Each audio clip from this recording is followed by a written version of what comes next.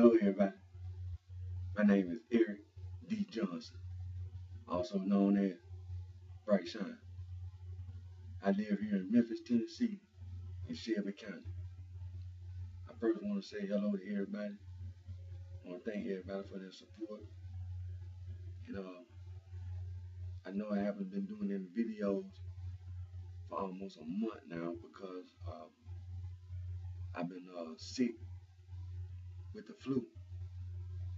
Um, I went to the emergency room at the VA hospital and I was diagnosed with influenza B at the first part, in the very first week of January. I got sick with influenza B. And when I went to the emergency room, VA hospital emergency room, the emergency room doctor had informed me that when you come down with the influenza B, it'll take about 2, 3, or even more than weeks than that to get over it. And this past Monday, I had to go back to the VA hospital emergency room for a sore throat. So, like I said, this past month of January, it's just been a month of sickness that I've been having to deal with.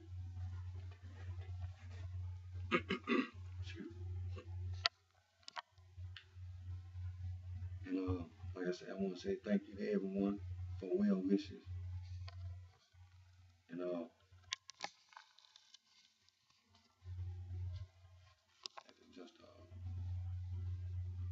just my laptop. I had it off.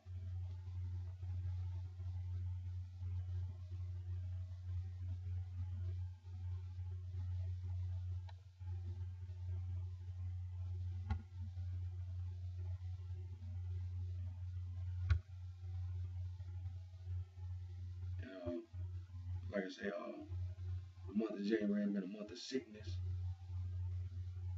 But I want to inform everyone that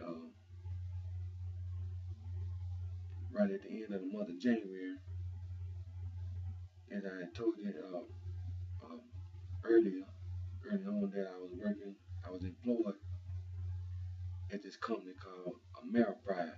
I was working there through a staffing agency, and that staffing agency was Swift Staffing on Kirkland Parkway. And like I said, I was working for Ameripride through Swift Staffing and Ameripride on Vance Avenue. And at the end of the month, I got hired permanently. So I'm no longer working for Swift Staffing, but I'm working permanent. I'm a permanent new hire at Ameripride on Vance Avenue. And you know they had to do a drug test, and they also had to do a background check. And it's been an issue that I've been having, that I was dealing with in the past, which is the background check. Individuals are doing a lot of talking, but they don't know what they're talking about. And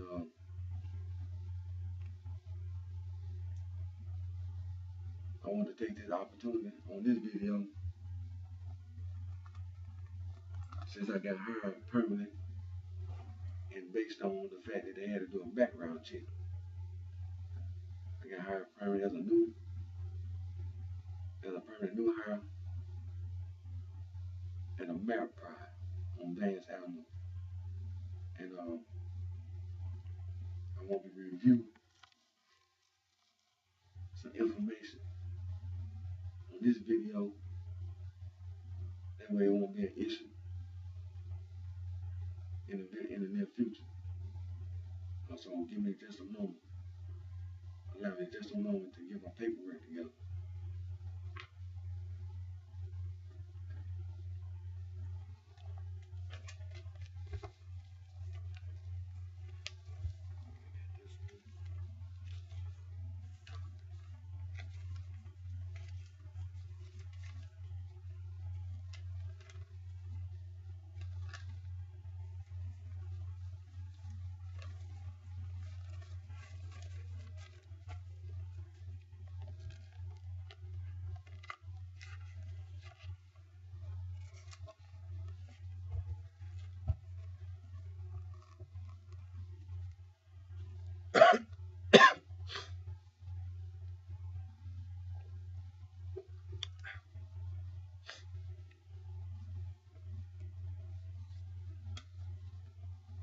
Okay, I got my paperwork together, and like I said, I wanted to deal with the background check on this video so it won't be an issue in the future. As you know, I'm a convicted felon. I served 15 years, day for day, in the Tennessee Department of Correction for two sex offenses.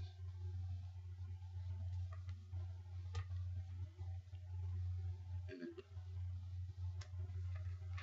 both of the sex offenses I was getting 15 years sentences, and they both were running concurrent as one sentence. So, and at the time I was married, and two offenses dealt with my wife's sister and her daughter. At the time, my stepdaughter. So, and those two offenses, I took a plea bargain, 15 years running concurrent.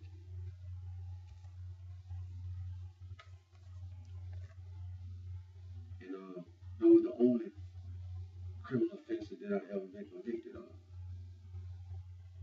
That I did time in Tennessee Department of Correction for. So I'm gonna go over this paperwork, and so it won't be an issue in the future. Excuse me.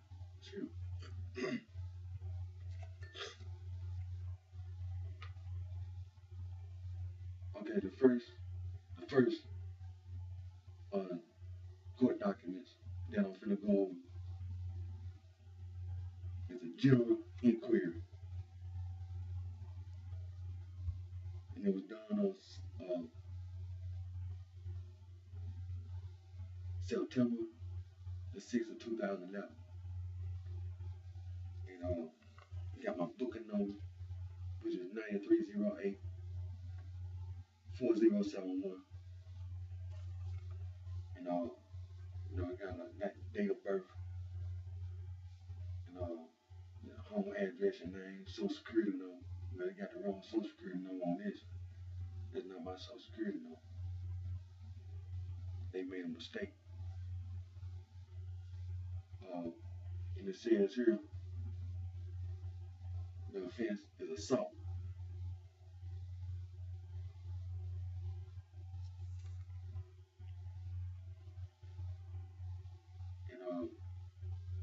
And it's certified.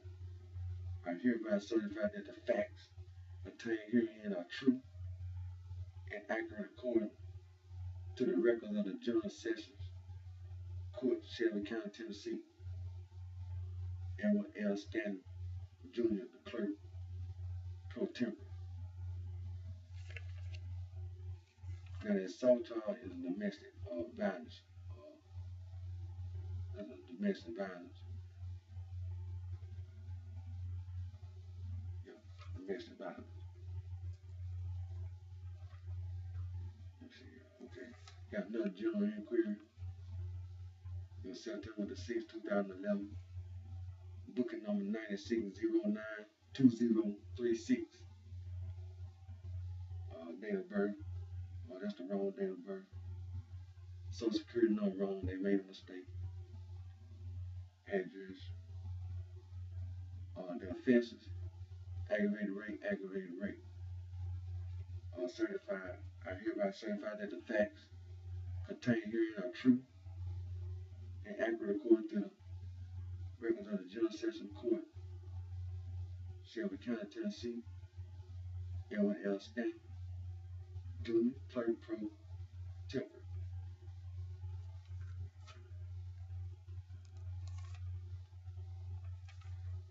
General inquiry, September 6, 2011. I got the right date of birth on this one.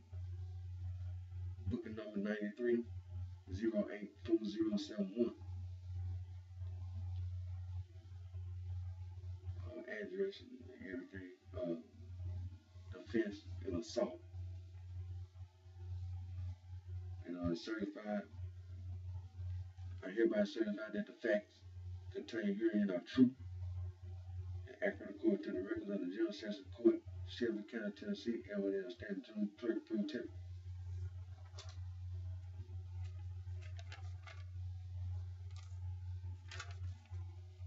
Okay. General inquiry September 2011. Booking number 9609-2036. Date of birth wrong. Social Security number wrong. They made a mistake. Offense, aggravated rape, aggravated rape. Says here, I hereby certify, it's certified. I hereby certify that the facts contained here are true and accurate according to the records of the General Sessions Court, Shelby County, Tennessee, LL Stan Jr., Clerk Pro Temporary.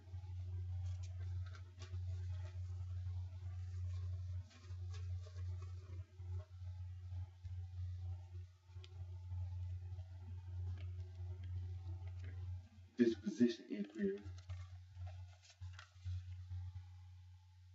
March 2012. Date of birth right. Indictment number 9403857, booking number 94133087.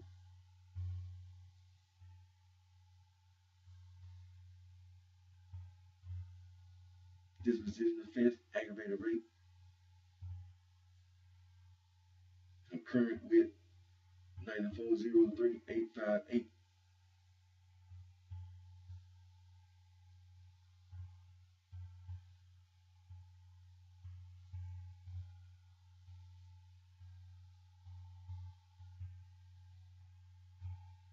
The second indictment 9613604.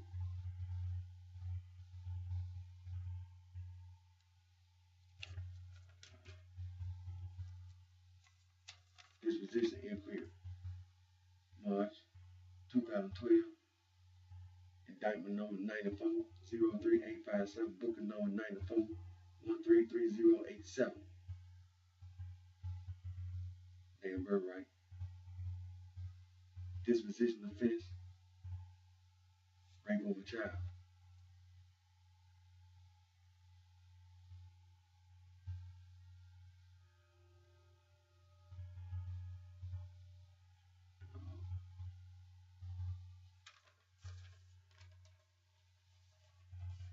Make sure I get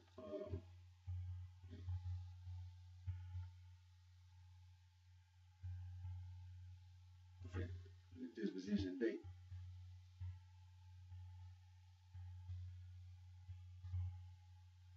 was February 1997.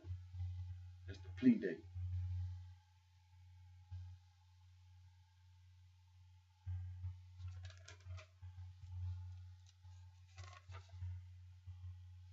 Disposition inquiry, March 2012.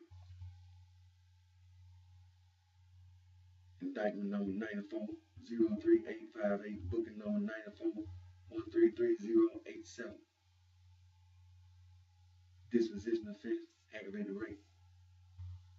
Plea date, April of 1995. Concurrent with 9403858. Consecutive indictment 96-13605.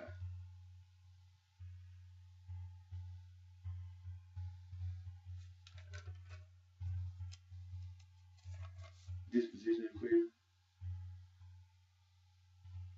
March 2012. Indictment number 96-13604, booking number 94133087. Disposition offense, rape of a child. Plea date, February 1997.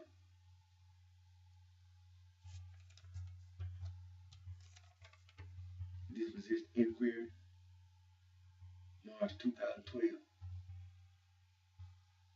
Disposition offense, aggravated rape.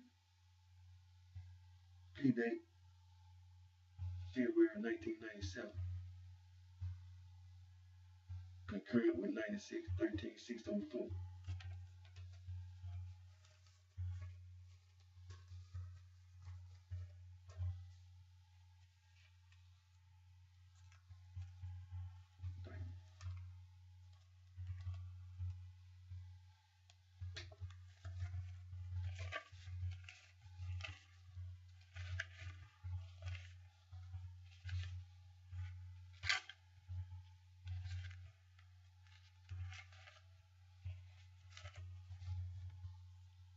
Okay, these are indictments. State of Tennessee, Shelby County Criminal Court of Shelby County, March 3rd, 1994. These indictments. Count 1. The grand jurors on the state of Tennessee duly and selected and panel sworn and charged and inquired for the body of the county, Shelby, Tennessee, present that Eric D. Johnson during the period of time between August 1st, 1993, March 1st, 1994, did unlawfully and sexually penetrate a person less than 13 years of age. District Attorney General, 30th Judicial District.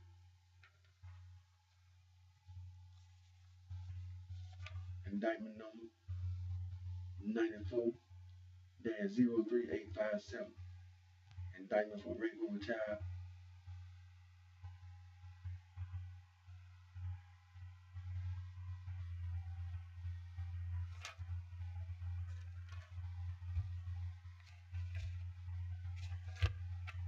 State of Tennessee, Shelby County, Criminal Court, Shelby County, March 3rd, 1994. Count 1. Grand jurors of the state of Tennessee duly selected and panel sworn and charged and inquired for the body of County Shelby, Tennessee, on the representative Eric D. Johnson during the period of time between July 1st, 1992 and March 1st, 1994 in Shelby County. Did unlawfully sexually penetrating less than 13 years of age. District Attorney General, 30th Judicial District.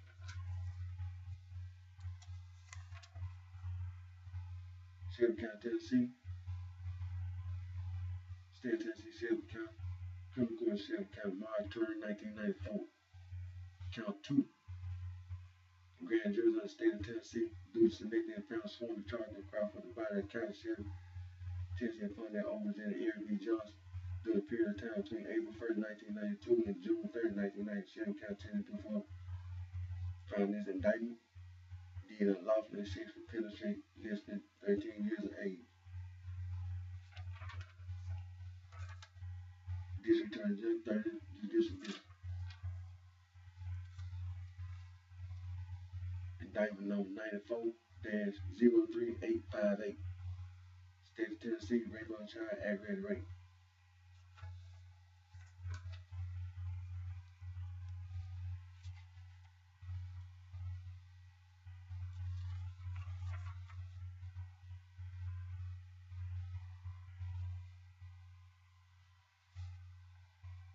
And this one I went back to court on for conviction. Same indictment.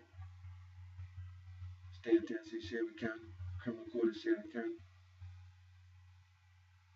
November 3rd, 1996. Count 1. Grand jurors of the state of Tennessee duly selected and panel sworn and charged to inquire for the body of the county Shelby, Tennessee, upon that representative Eric D. Johnson during the period of time between August 1st, 1993 and March 1st, 1994 in Shelby County, Tennessee. For the fact that it did unlawfully and intentionally sexually penetrate a person less than 13 years of age. District Attorney General, 30th Judicial District.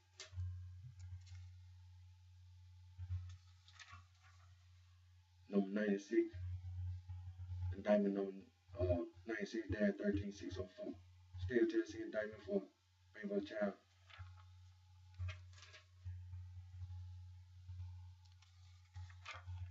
State of Tennessee, Shelby County. Criminal Court of Shelby County, November 3rd, 1996. Count 1. Grand jurors of the state of Tennessee duly selected and panel sworn and charged to inquire for the body of county Shelby, Tennessee, upon that oath presented Eric D. Johnson during a period of time between July 1st, 1992 and March 1st, 1994 in Shelby County, Tennessee, for the findings and indictment did unlawfully and intentionally sexually penetrate a person under 13 years of age. District Attorney General, 3rd Judicial District.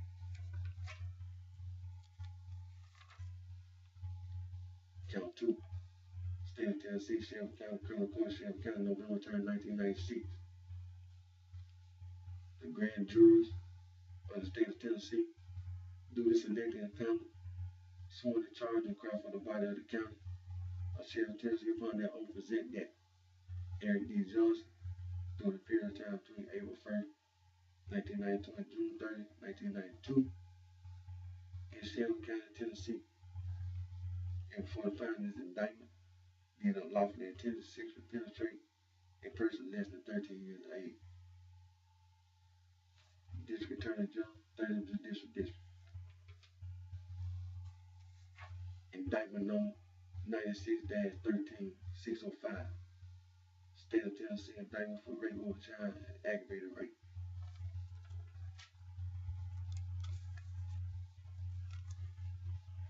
Okay, these are on.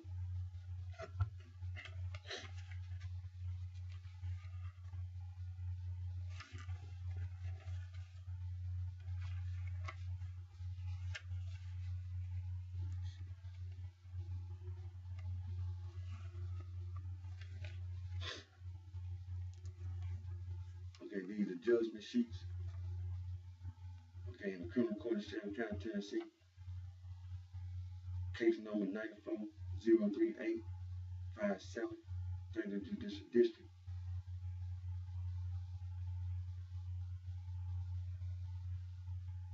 From indictment number 94-03857. And the judgment date is April the 10th, 1995. Pleading guilty to a Class A felony, the offense rape of a child, amendment charge, aggravated rape, offense date, 940, eviction offense, aggravated rape, sentence imposed date, April 10, 1995. Sentence Reform Act of 1989, standard 30% range. Tennessee Department of Correction, 15 years.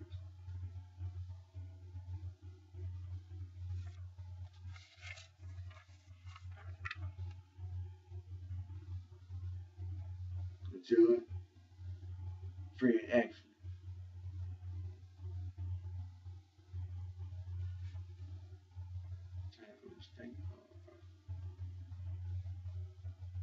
Data entry, like I said, the data entry of the judgment is April 10, 1995. In the criminal court of Shelby County, Tennessee, case number 94-03858, 3rd Judicial District, count 2.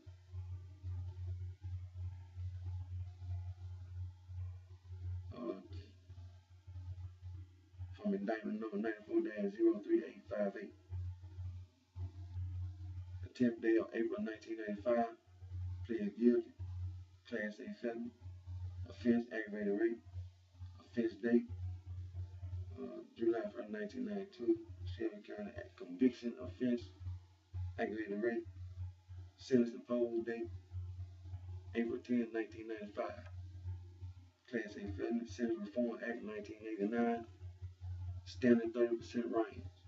Tennessee Department of Correction, 15 years, concurrent with 94-03857.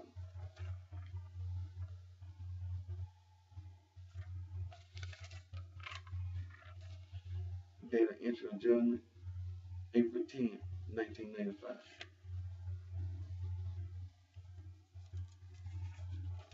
In the criminal court of Shelby County, Tennessee, case number 96-13604, count number 1, 3rd Judicial District, Division 6.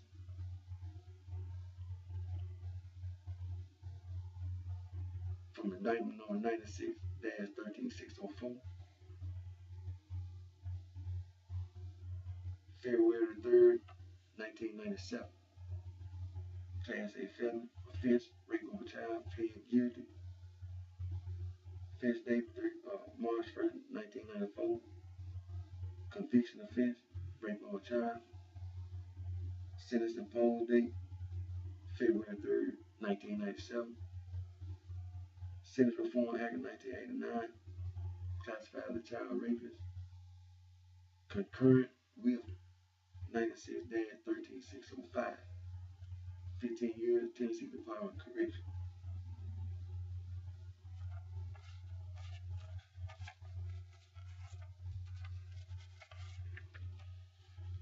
Date of entry of judgment, February 3rd, 1997. Re-indictment of case 94-03857.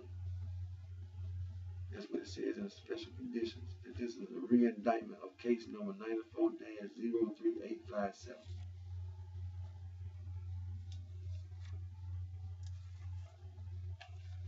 In the criminal court of Shelby County, Tennessee, case number 96-13605, count number 2.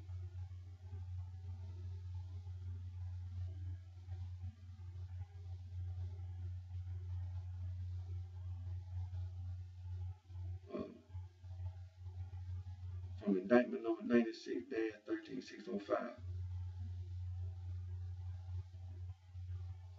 The judgment on February 3rd, 1997. Class A felony offense, aggravated rape, plead guilty. Offense date October 1st, 1993. Shelby County. Conviction offense, aggravated rape. Sentence imposed date February 3rd, 1997. Sentence Reform Act of 1989. Child rapist. Concurrent with 96-13604. Tennessee Department of Correction, 15 years.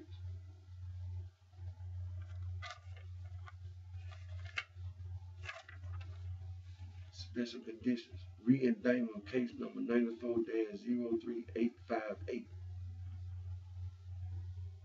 Date of entry of judgment, February 3rd, 1997.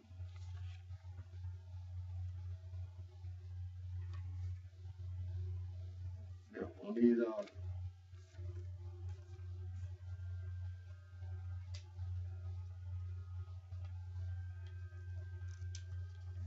also on these four judgment sheets, it also tells you that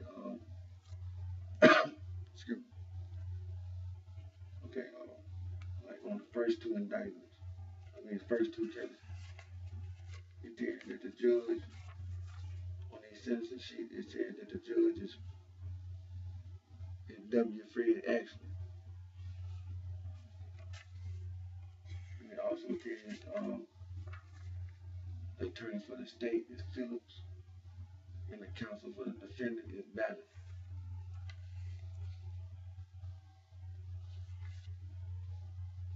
And then on the last two judgment sheet, it tells you that the judge is, it also tells you that on the first two, the division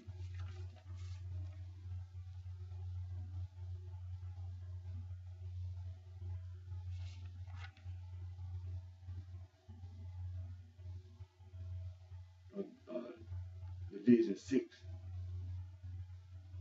30th Judicial District, Division 6, that's the courtroom, Division 6, on the first two judgment sheets, the first two judgment sheets. Now, the next two judgment sheets, the 96 judgment sheet, the attorney for the state is McFarland, and the counsel for the defendant is Paula Scan. And say the Judicial District 30 and the Judicial Division is 6.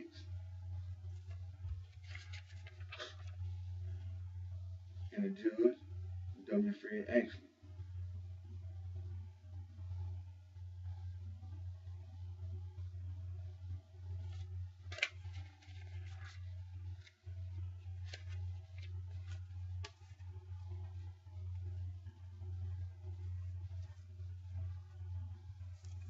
I need a time sheet.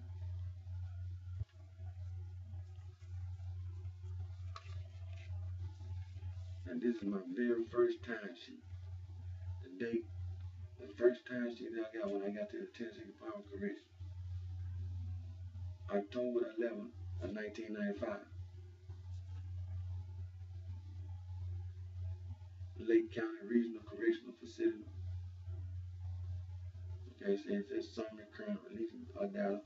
Sentence effective date, May 13, 1994. Release eligibility date, May 13, 2009. Expiration date, May 13, 2009. Full expiration date, May 13, 2009. Total maximum sentence, 15 years.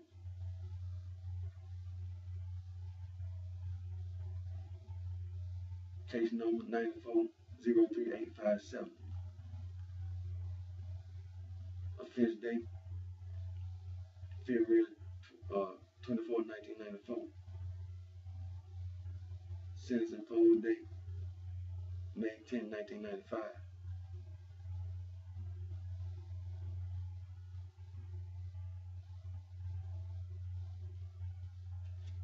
Range percent, 30%. 15 years, maximum sentence 15 years. Range percent, 30%. Case number 9403858.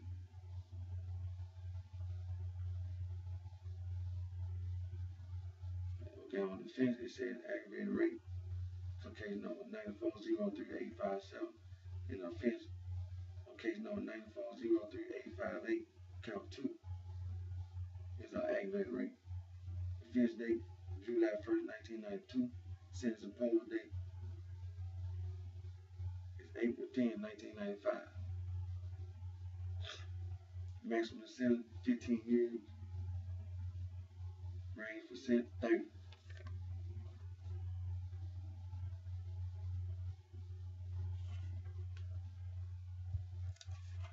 Last time sheet. Date, April the 8th, 2009. Northwest Correctional Complex. Summary current release data. Sentence effective date, May 13, 1994. Expiration date, May 13, 2009. Full expiration date, May 13, 2009. Total maximum sentence, 15 years. Offense, aggravated rape. Case number 9403857. Offense date, February 21, 1994. Sentence imposed date, April 10, 1995. Maximum sentence, 15 years. Range percent, 30%. Case number 9403858, count 2. Offense date, July 1st, 1992. Sentence imposed date, April 10, 1995. Maximum sentence, 15 years. Range percent, 30.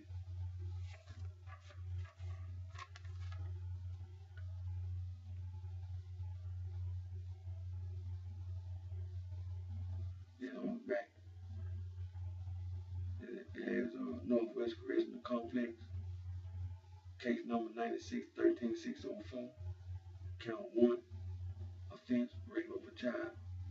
Offense date, March 1st, 1994. Sentence imposed date, February the 3rd, 1997. Range of percent, 0. Maximum sentence, 15 years.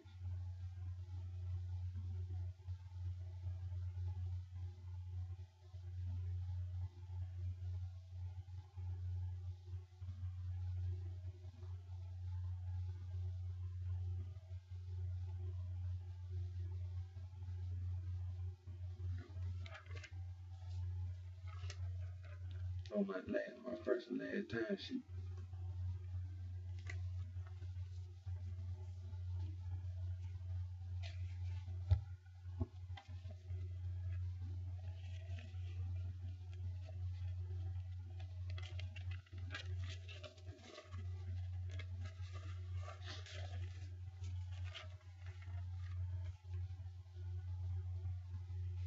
Now this is the order granting petition for post-conviction relief, because I filed a post-conviction and I was granted.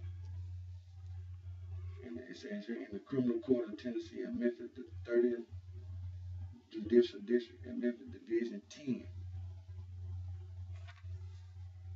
Eric Johnson is a petitioner versus State of Tennessee, P-16501. Order granting petition for post-conviction release. I'm going to read. This cause came on to be heard on the petition for post-conviction relief filed in this matter and the state's response thereto. It appears to this court, after an evidentiary matter in this cause, that the petition is well taken. It should be granted. The defendant pled guilty on April the 10th, 1995 to 2 cases of aggravated rape and received a 15-year sentence on each case concurrent with each other. The state of Tennessee and the counsel for the petitioner structured the plea in such a way that they felt he would be eligible for parole after serving 30% of his sentence. All parties have agreed that was the intent of the plea negotiation, and the defendant reluctantly entered his plea with that understanding.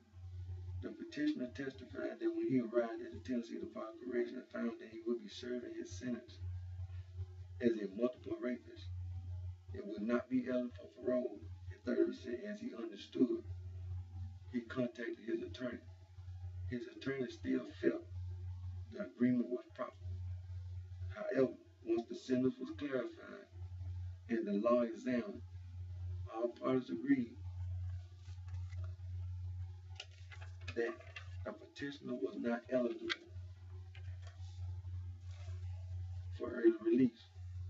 At that point, the judgment had become final. The clear intent of the law is that a defendant freely and voluntarily, knowingly, understandably entered a guilty plea based on the testimony stipulation by the state. This defendant did not knowingly and understandably enter a guilty plea, even though parole eligibility are not normally considered as part of a plea of guilty. In this case, where a defendant enters a plea strictly because he thinks he will be eligible for parole, and the state and his attorney structured the plea so that they too believe that he will be eligible for parole, when in fact he is not eligible for early release. This court feels that the plea was not knowingly or understandably entered. This court does not criticize any of the parties in this matter and finds no fault or merely misunderstanding of the law. It is therefore ordered by the court that the petition for post-conviction relief is well taken and should be granted. Due to the serious nature of these charges, that the petitioner will remain in custody with no bond until he shall appear before the Honorable Fred Action, Judge of Division 6, for purposes of a trial setting. The Judge, James C. Beasley. Excuse me. The judge is James C. Beasley, Jr. The date, July 11, 1996.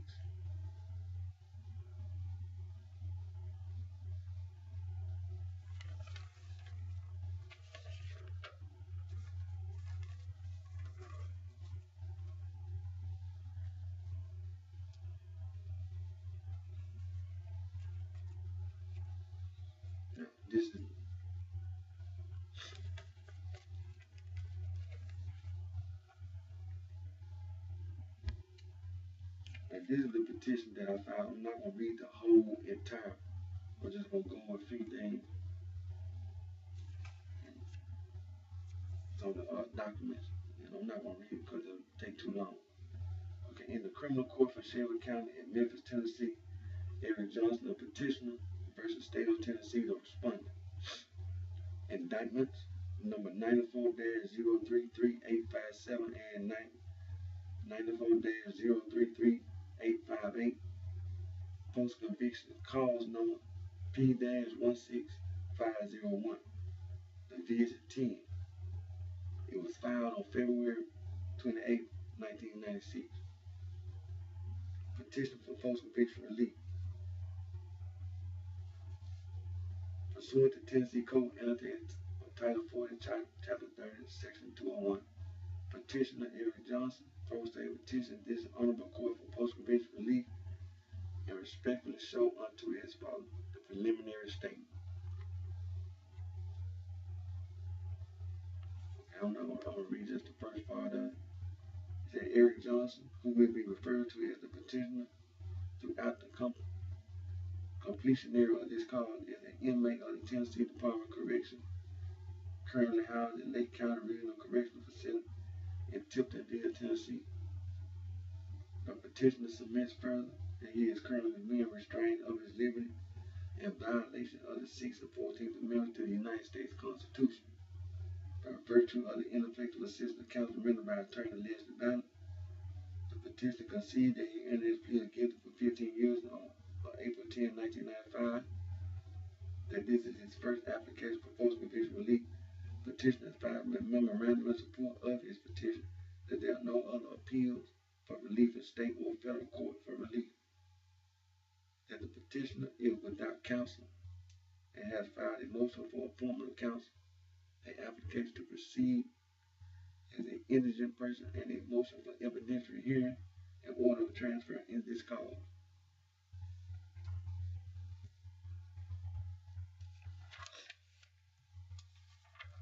I'm not going to read all this.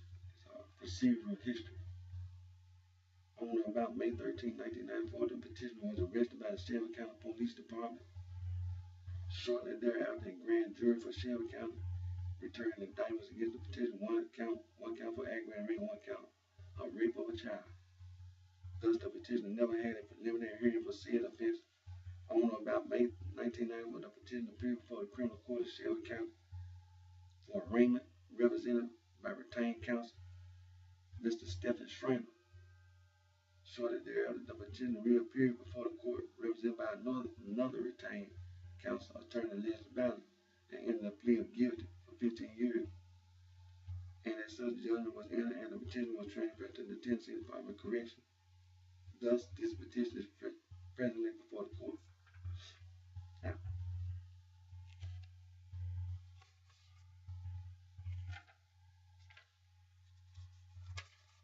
factual allegations.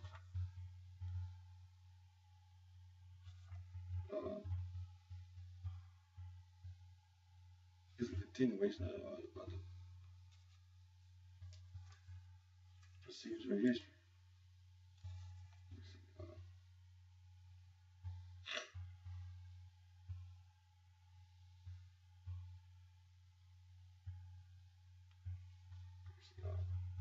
On or about May 13, 1990, the petitioner was arrested by the Shelby County Police Department for offenses committed on July 1st, 1992 and February 24, 1994.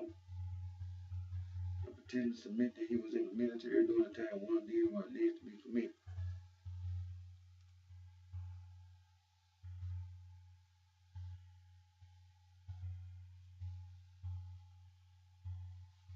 On or about May 1990, the petitioner appeared before the criminal court of Shelby County for arraignment, represented by retained counsel, Stephen Schramer. The petitioner submitted that after investigation by counsel Schramer, it was found that the petitioner was in the military during the time that said offense was committed. That further investigation showed that the victim had a venereal disease, that the petitioner was tested for said disease, thus had a negative result, and as such, counsel Schramer promos to get the case dismissed, but later went back on his promos. Wherefore, petitioner dismissed counsel Schramer as his attorney of record. On January 1995, petitioner hired attorney Leslie Ballard. That from January 1995 to April 1995, counsel failed to discover or investigate the fact that the petitioner was in the military and subpoena health records from the health department to establish a defense for petitioner.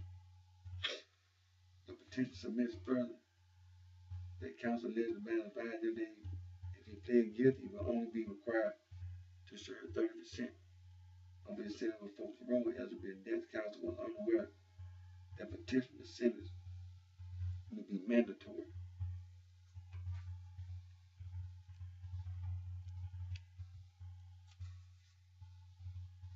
release. Wherefore, petitioner prayed that the court grant petitioner relief to which petitioner may be entitled in this proceeding.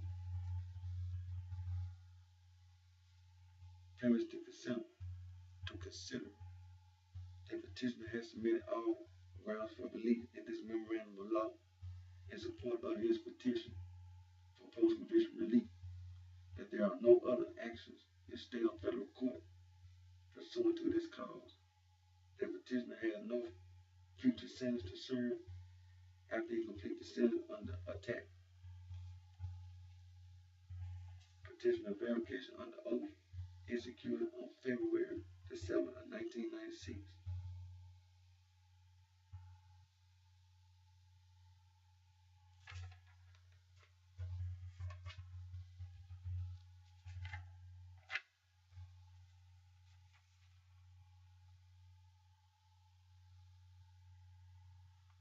Memorandum of law in support.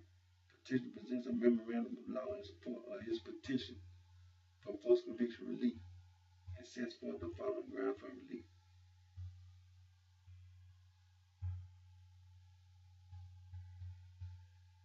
Introduction of operative facts. Ground 2 and ground 3 are closely related. They are two separate issues.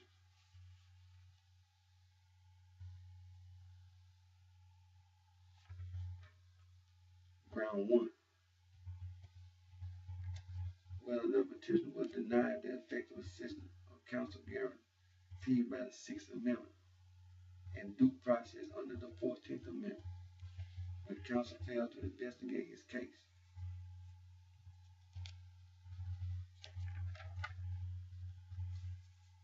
The petitioner relies on Von Moke versus Gillis, 332 U.S. 708, 721, 68 S. Count 316-322, 1948, where it was held that prior to trial, an accused is entitled to rely upon his counsel to make an independent examination of the facts, circumstances, pleadings, and laws involved. The petitioner submits further that the services rendered from counsel were not within the standards set forth in Strickland versus Washington.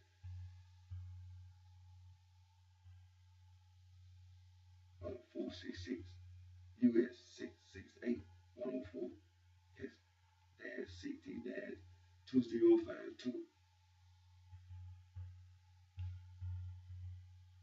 1984.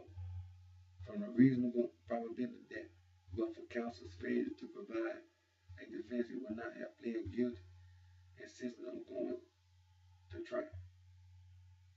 Wherefore, counsel advocated his ethical duty to the petitioner, thus denied petitioner the effective assistance of counsel that this situation demanded.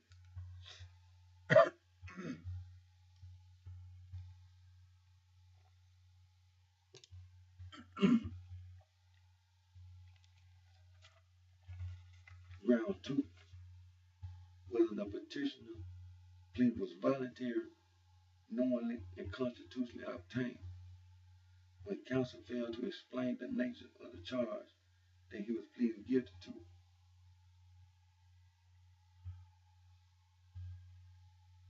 Petitioner's first counter-aggravated rape was never formally made. Had it been made, it necessarily would have included that the charge was committed with a design to its effect, relying on Henderson versus Morgan. In order for a plea to be valid under Rule 11 of the Tennessee Rule of Criminal Procedure, the court must first determine that the plea is made voluntarily with an understanding of the charge. A plea of guilty shall not be accepted unless made voluntarily after proper advice and with full understanding of the consequences. Metrobrota versus United States. Whereas here, the consequence of 2 counts of aggravated rape meant the difference between a standard or a mandatory sentence. Wherefore, the petitioner's factual guilt for aggravated rape in count 1 has never been established, and any facts permitted by the due process clause of the 14th Amendment that his plea is involuntary and should be constitutionally void. Ground 3.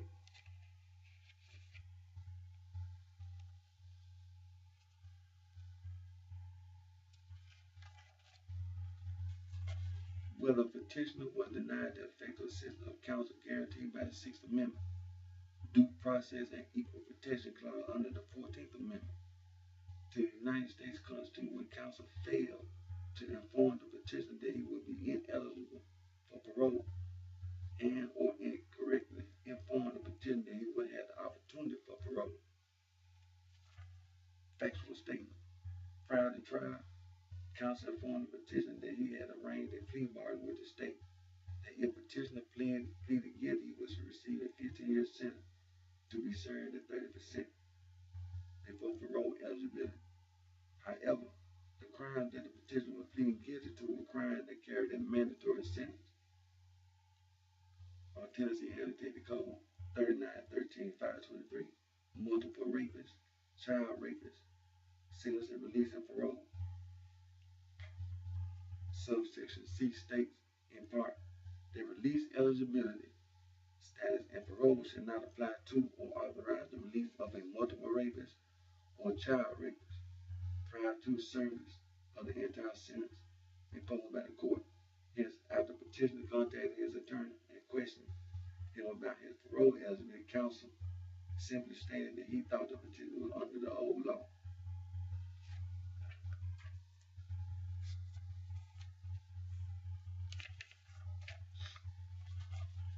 Long argument. The petitioner veered that he would not have pleaded guilty if he had known he would have no opportunity for parole. Thus, the advice and services rendered from counsel was not within the standards set forth in Strickland versus Washington. Reasonable probability that, but for counsel error, he would not have pleaded guilty and insisted on going to trial. With respect to the performance component, the proper standard for attorney performance is that of reasonable effective assistance, Strickland versus Washington. Whereas here, counsel prejudice the petitioner's ability to make an intelligent and voluntary plea. Thus, the ultimate focus of the inquiry must be on the fundamental fairness of the proceeding. Strictly, we must determine whether, despite the presumption of reliability, the result of the particular proceeding is unreliable because of a breakdown in the adversary process that our system counts on to produce just results.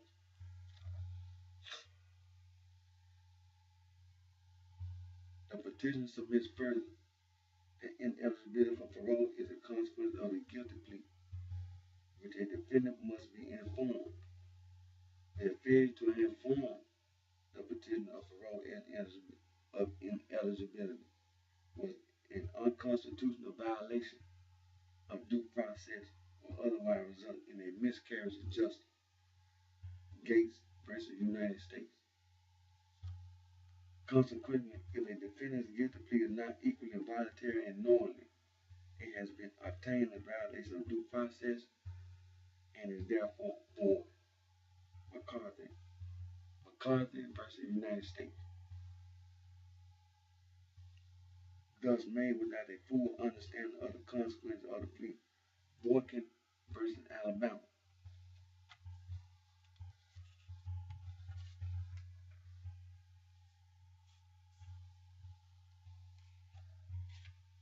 Conclusion. The petitioner plea should be vacated because it was made in ignorance of the direct consequences of the conviction and that it was therefore not voluntarily entered in the constitutional sense. That the advice or services rendered by counsel arbitrarily undermines the proper functioning of the adversary's system to a point that his conviction cannot be relied upon as producing a just result. That the constitutional mandates of the 6th and 14th Amendment were not followed indicates about that the standard set forth in Strickland and Gates versus United States reveals a crucial role which the adversarial system shall accord a defendant pursuant to plea agreements regarding mandatory sentences. Wherefore the petitioner submits that he should be allowed to serve his sentence with the benefits of parole eligibility to redress the deprivation suffered from the ineffective assistance of counsel, or be allowed to withdraw his plea of guilty.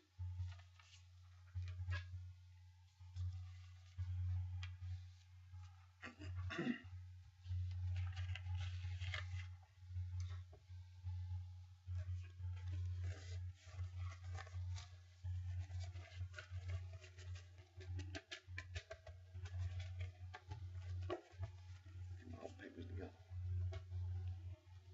Now, these are some more important papers, but I'm okay.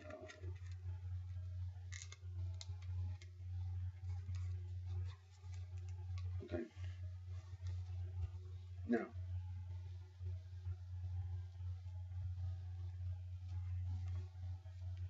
what I'm going to go over now is the website,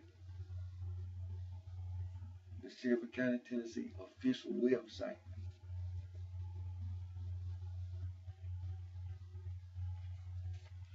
General Sessions Court.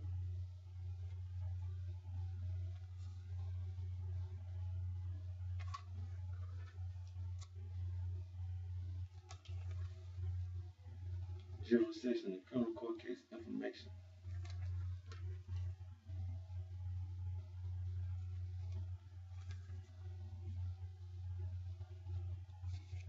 The General Sessions name search entry.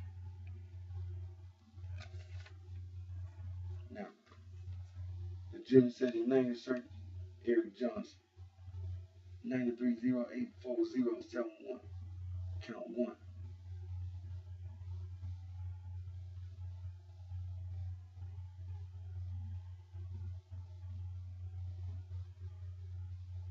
R9 number, R9 number, birthday.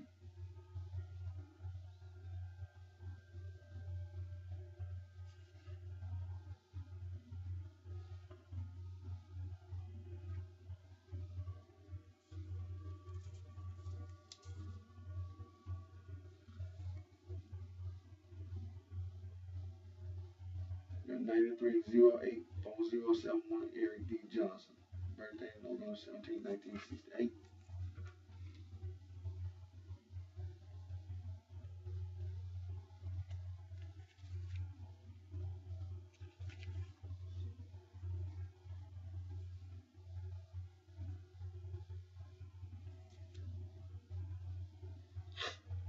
General Sessions General Information, booking number 93084071, offense, assault.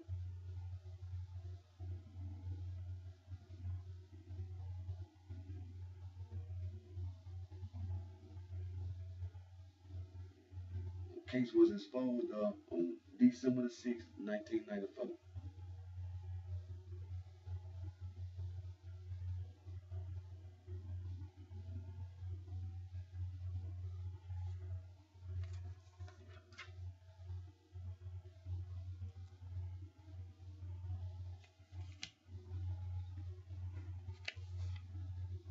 General Sessions disposition inquiry. Okay, assault, found guilty plea.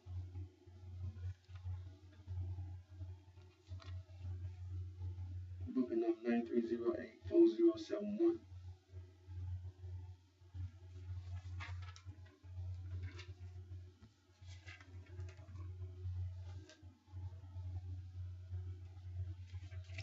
General Sessions Court date inquiry.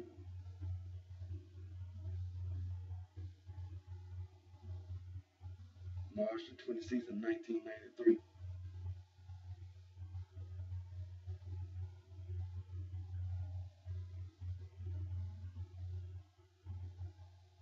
Then the court date, the arraignment. Then the disposition was December the 6th of 1994. Booking number 93084071.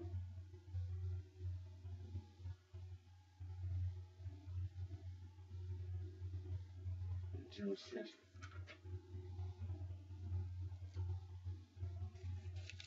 General session bond inquiry.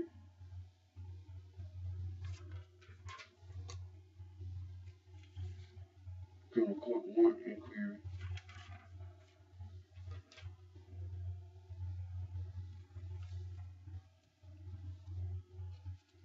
General session court.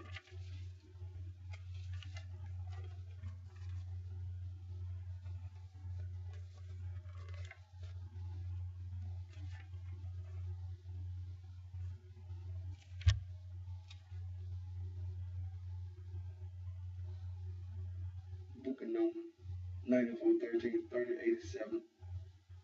Count 2 and 3. Aggravated rape.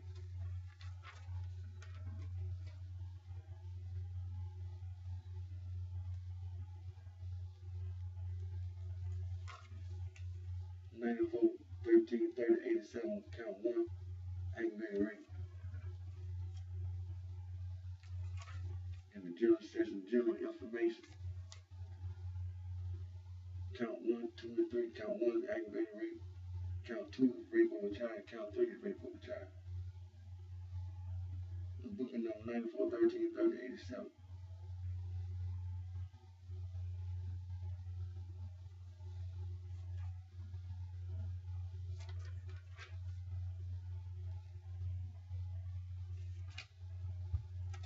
General session disposition inquiry. Booking number 94133087.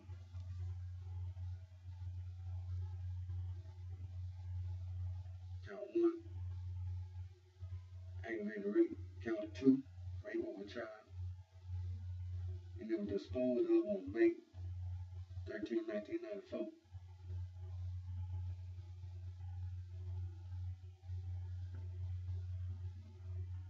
And count 3, May 13, 1994, rape of a child.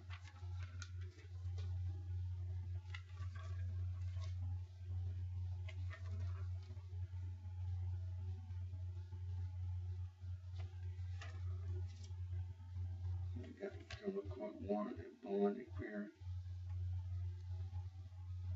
Criminal court.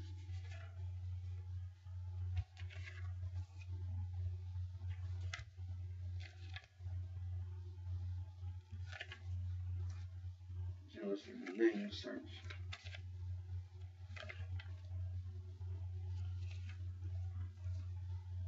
Okay. Booking number 94133087. Count 2. Count 1, 2, and 3. Aggravated rape. Aggravated rape.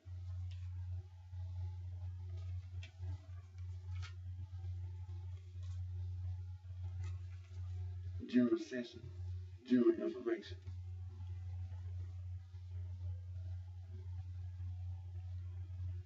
Booking number 94133087.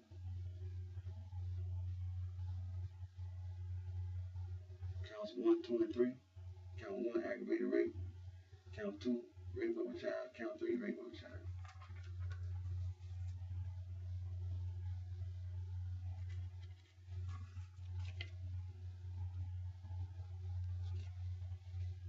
General session disposition inquiry. Booking number 94133087. Count 1. It was disposed of on May 16, 1994. Aggravated rape. Charge 2. Rape of a child disposed of on May 16, 1994. And count 3. Rape of a child. It was disposed on May 16, 1994.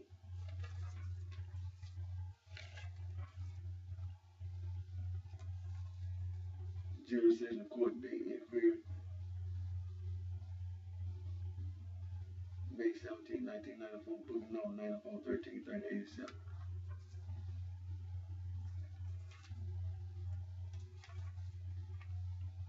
General session bond inquiry.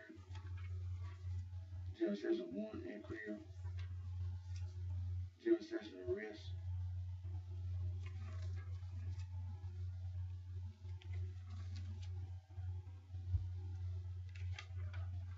General session criminal court. General session name search.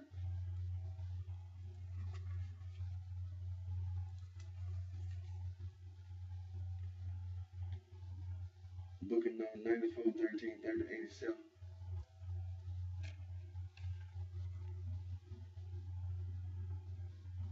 Count 1, 2, and 3. Aggravated rape, aggravated rape.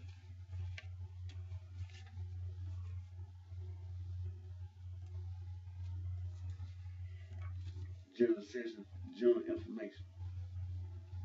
Booking number 94133087. Count 1, violation of probation. Count 2, rape of a child. Count 3, rape of a child.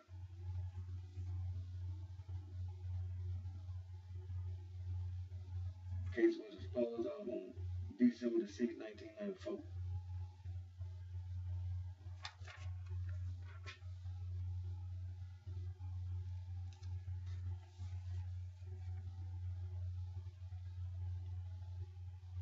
General session disposition inquiry.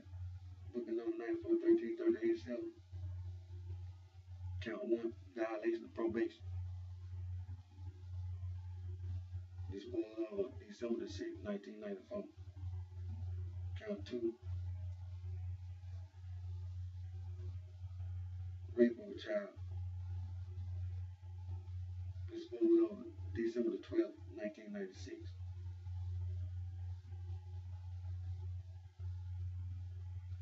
Rape of a child.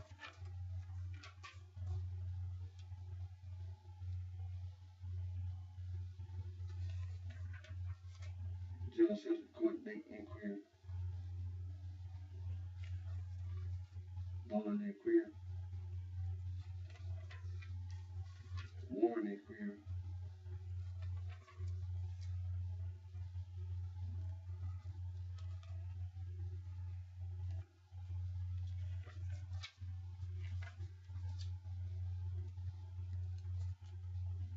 General session name search.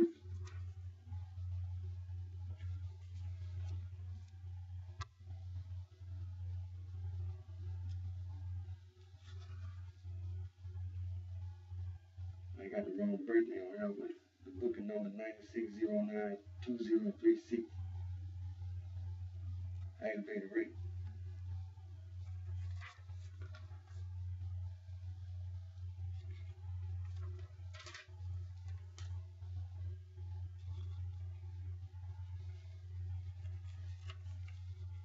(96092036). Case disposed of on April 1st, 1996. Aggravated count 1 and 2 aggravated rape.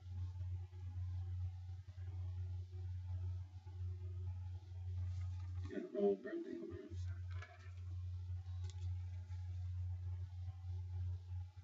General session disposition inquiry. Booking number 96092036.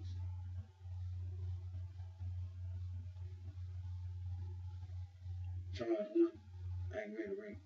Charge 2, aggravated rape.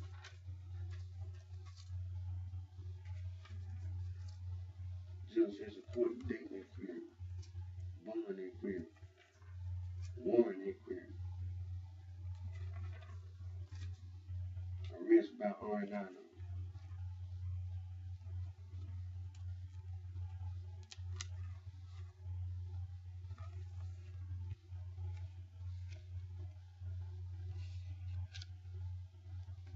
Criminal court.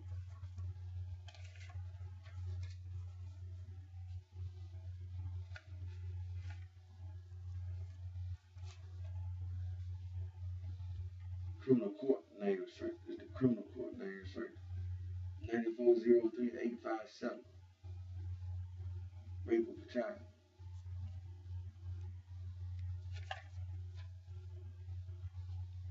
Criminal court case general information. Indictment date May 3rd, 1994. Entry date, count 1. April 6th, 1996.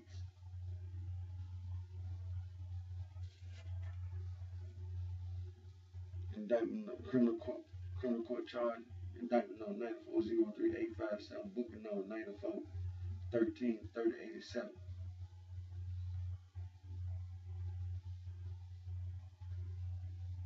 Disposition date 5/3/1994. Rape of a child. Criminal court disposition. Disposition offense aggravated rape. Plea date April 10th, 1995. Disposition date April 10th, 1995. Sentencing date April 10th, 1995. Concurrent with 9403858. Consecutive indictment 9613-604.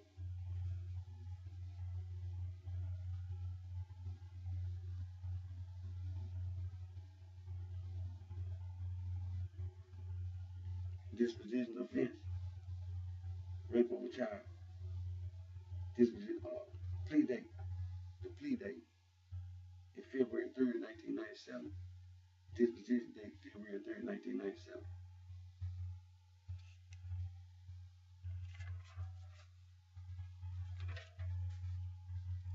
Criminal court case status history.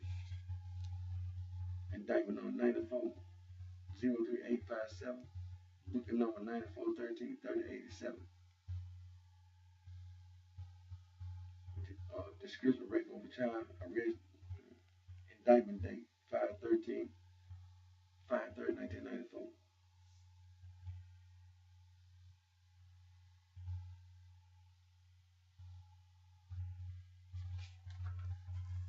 And you got a criminal court here to state charge and clear rape of a child.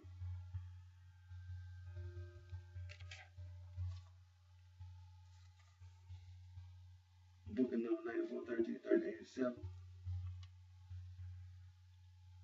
Criminal court bond and clear. The indictments covered by bond is the 9403857, 9403858. General session arrest by R9 number. It tells the R9 number. Then it tells jail booking number.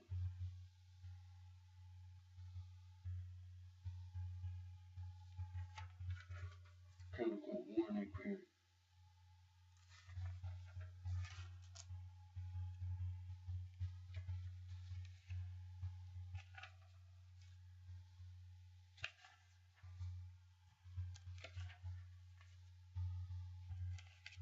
Criminal court name search 9403858. Rape of a child.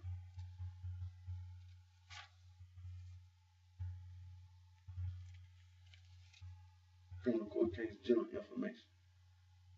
Indictment number 9403858. Booking number 94133087.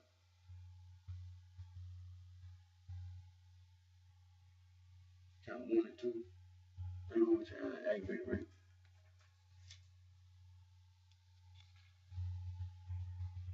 Indictment number 9403858 is the criminal court charge.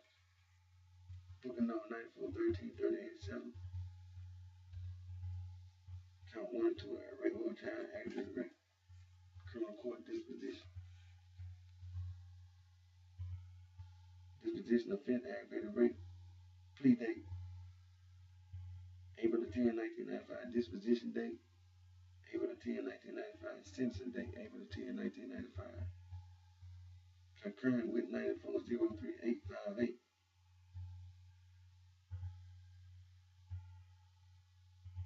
Consecutive 9613-605.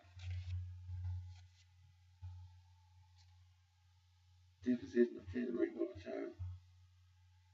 Plea date February 3rd, 1997. Disposition date February 3rd, 1997. Criminal court case status history. Criminal court year the state charge and clear. Criminal court bond and clear. Indictments called by bond 9403857, 9403858. General says arrest by R9. Criminal court warrant and clear.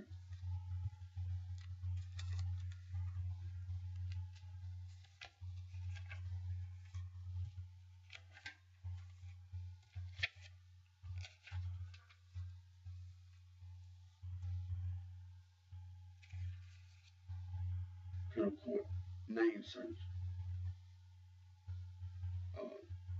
Indictment number P-16501. Petition for post-conviction relief.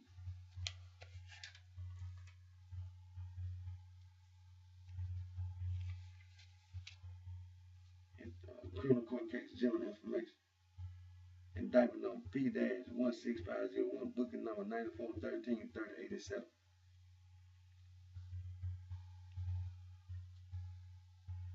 Count 1, entry date, April the 6th, 1996. Petition for post-conviction relief.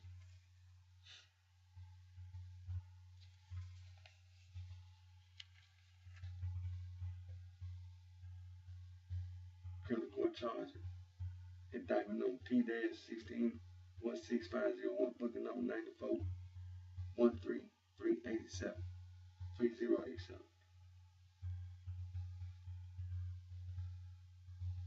Petition for post-conviction relief.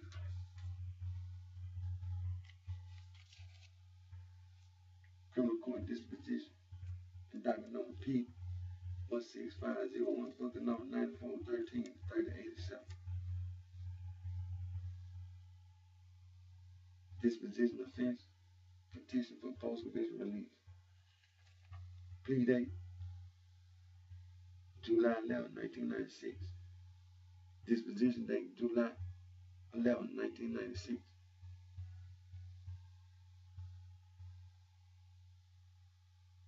Disposition offense. Petition for post-conviction relief. Plea date, January 15, 1998. Disposition date, January 15, 1998.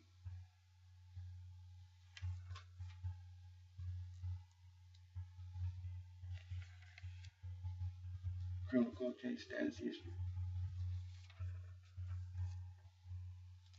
Criminal court held state charges. Criminal court bond and clear. General session arrest by R9.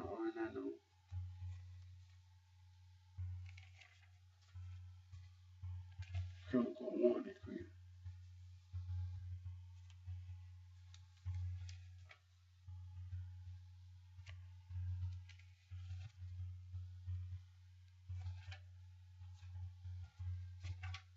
Criminal court name search. Indictment number 96-13-604. Railroad charge.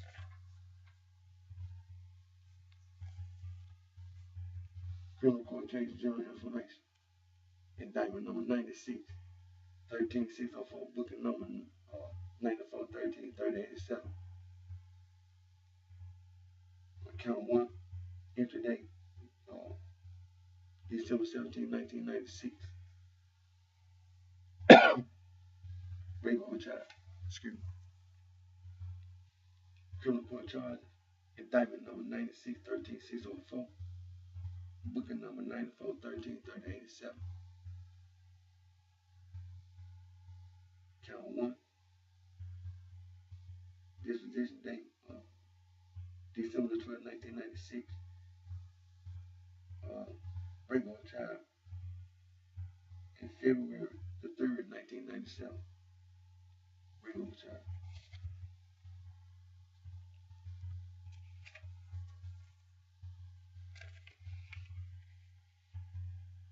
Criminal court disposition.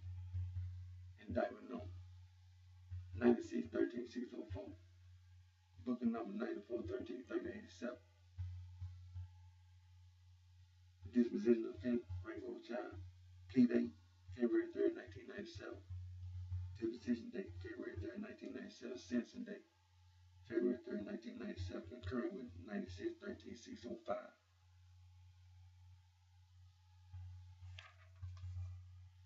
Criminal court case status history. Indictment number 96-13-604. Criminal court held the state charge inquiry. Criminal court bond inquiry. General Center regular R&I number. Criminal court warrant inquiry.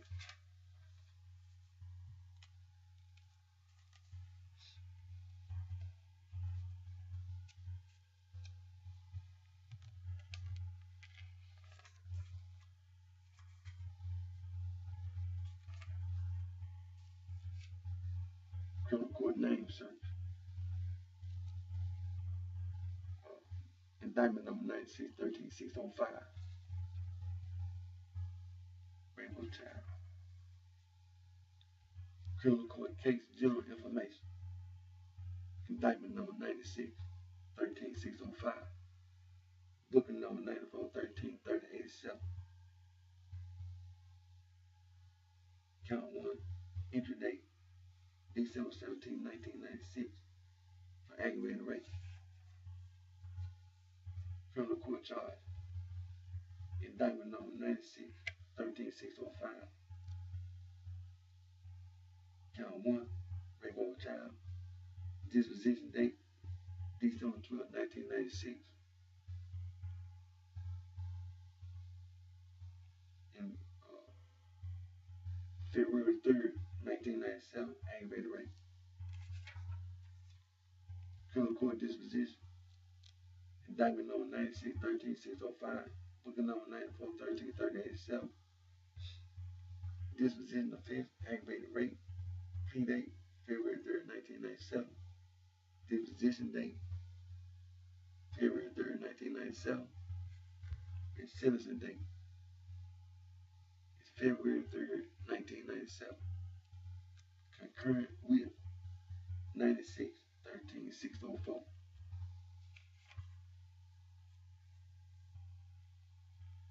Criminal court case status history. Criminal court held a state charge inquiry. Criminal court bond inquiry. Indictments called by bond 96-13-604 and 96-13-605. General Session regular R&I number. Criminal court warrant inquiry.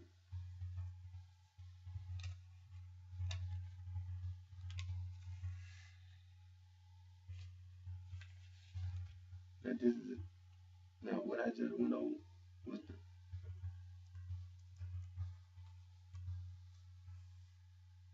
the Shelby County, Tennessee official website.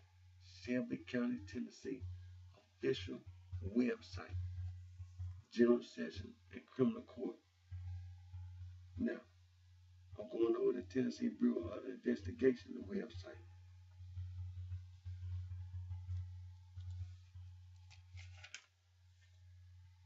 The sex offender registry. You gotta go to the name, search, all that. Tennessee Sexual Offender Registry search results. Eric Dwayne Johnson.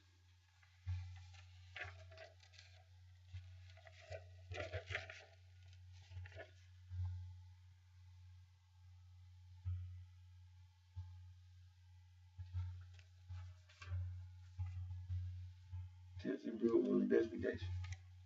Tennessee Sexual Offenders Registry.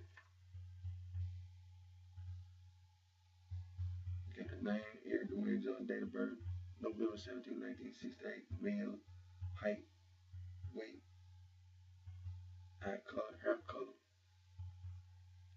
Got your home address, county resident, classified as violent, status active. Got my driver's license number.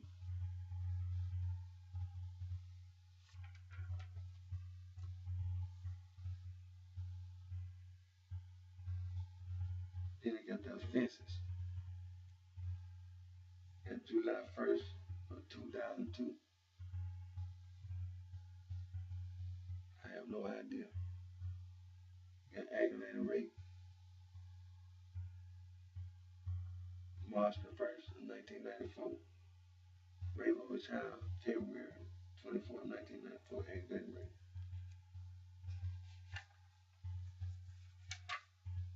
What else?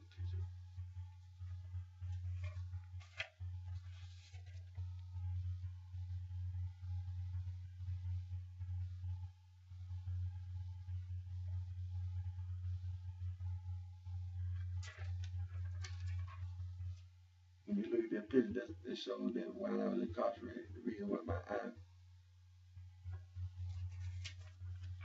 that's the myasthenia gravis, the neuromuscular disease that I told you about. And when I was incarcerated, um, I was afflicted by this disease while I was incarcerated in the Tennessee Department of Correction. And the name of the disease is myasthenia gravis. MYASTENIA, myasthenia gravis, GRAVIS. That's the reason why when you see my picture on the Tennessee Bureau of Investigation website, one of my eyes is like drooping. It's the myasthenia gravis. They did that. That was doing it at that time.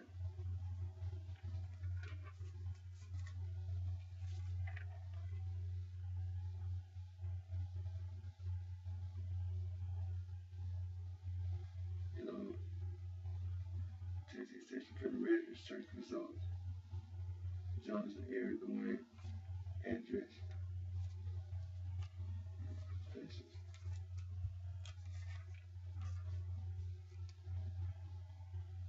You know,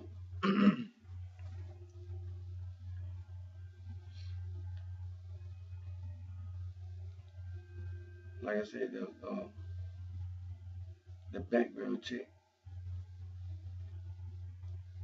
that my employer did said that same information. I just went over. My employer, my current employer is Ameripride in Memphis, Tennessee, Shelby County, on Vance Avenue. I was working for Ameripride through a staffing agency, Swift Staffing, out there on Curry Parkway. But I just recently, at the end of the month of January, got hired permanently. You know, they had to do a background check, they had to do a drug test, and so on and so forth. You know, I got hired permanently. And when you get hired permanently, like I said, you gotta do a drug test and you gotta do a background check. So I got hired permanently. My background check cleared. So I wanted to make sure that the information is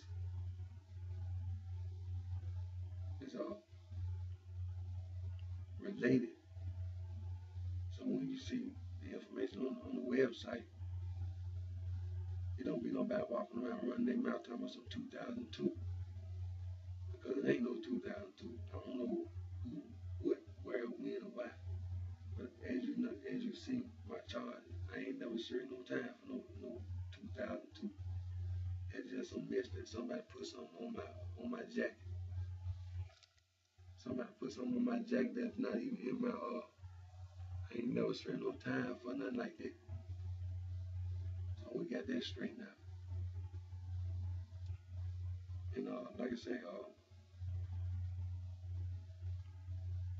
what I did serve time for, like I said, I was married, and at the time, and my ex-wife, Sharonda Naylor, but she took my last name Johnson. You know, that's our dad's last name. My dad, Henry Naylor, they from Mississippi, and her mama, Lucia Sample, married Henry Naylor. Well, the reason why I'm saying that because some of my ex-wife's mama, sister, and brothers, Lucia Sample. some of them samples from Mississippi moved to Chicago, and they walking around trying to claim they from Chicago, Illinois, from the state of from the city of Chicago, state of Illinois, Cook County. But that gang mess, and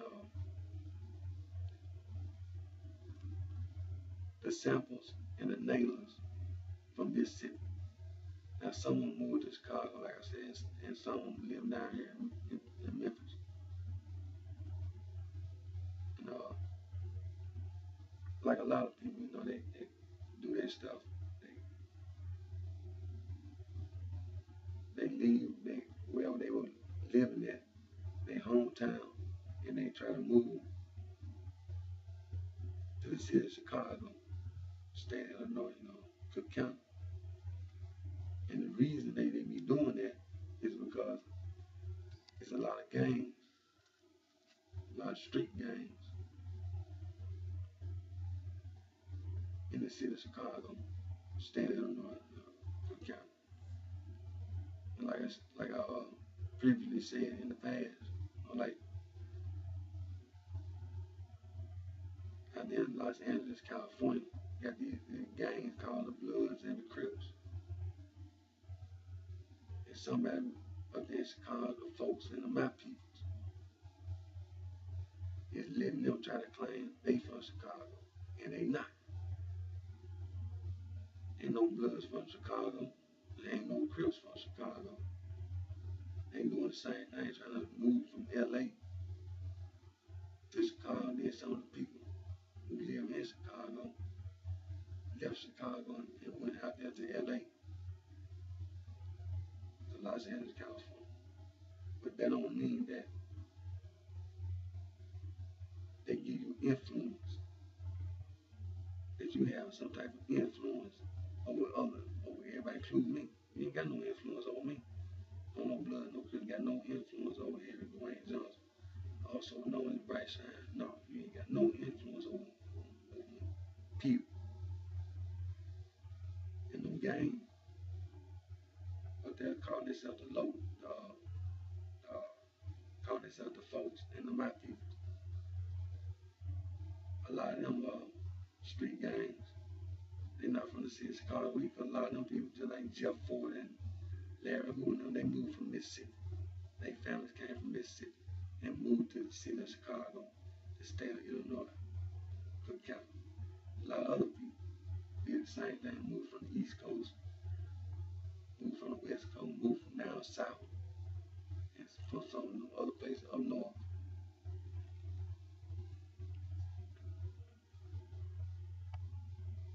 But like I showed you in the notes that I took,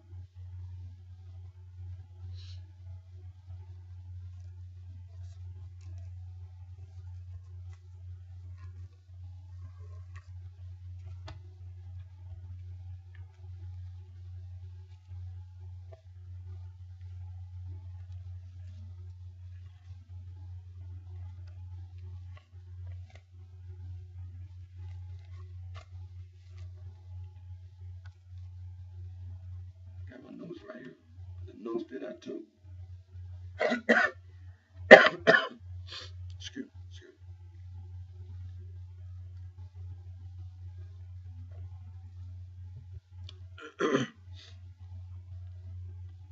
That the street gangs, local street gangs,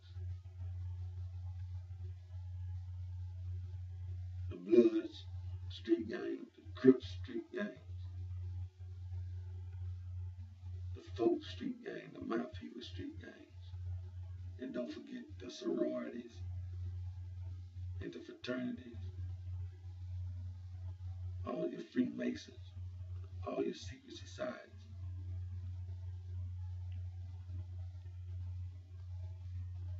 The influence that you try to claim that you have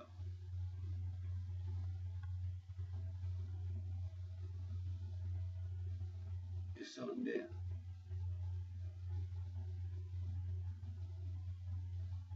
the individuals that belong, that are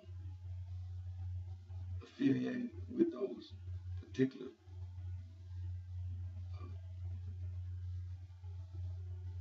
associations, organizations, whatever you want to call them, they let each other have influence. But just because you let somebody have influence, don't mean that the influence you claim is credible or reliable.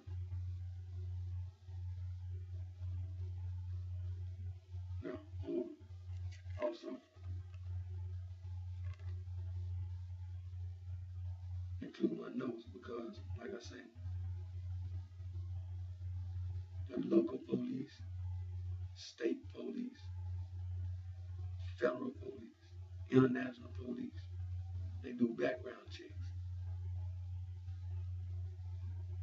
But police also been known to be criminals. You know, they not above being or breaking the law. They break the law too. They sell drugs. They commit rape. They commit murder. They rob. They cheat on their taxes. They steal.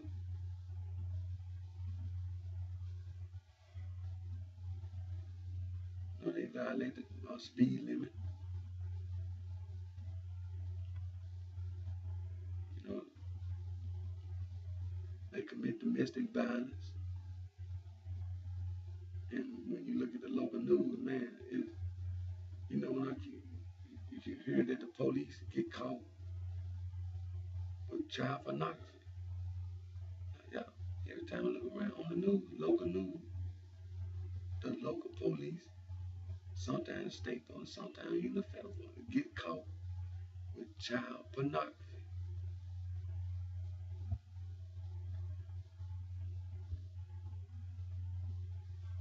They gang members, you know, they in the gang, same gang that the gangs on the street gangs is. The street gangs, when they took civil service exam, because they ain't had no felony. They gang members, they ain't no felony. Like a lot of them females and stuff like that. They ain't no felony, so they end up on the police force. They end up in law enforcement.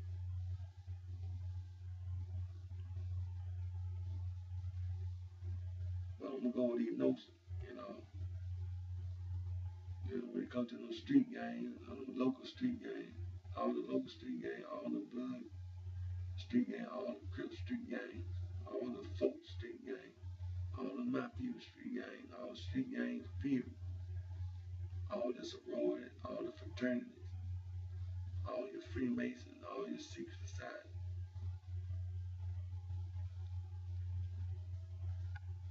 You know, uh,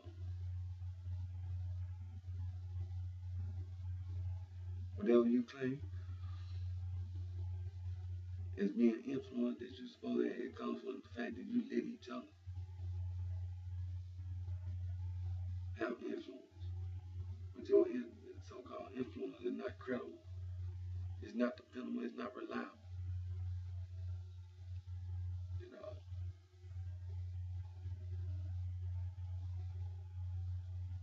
you have to know what a valid argument is.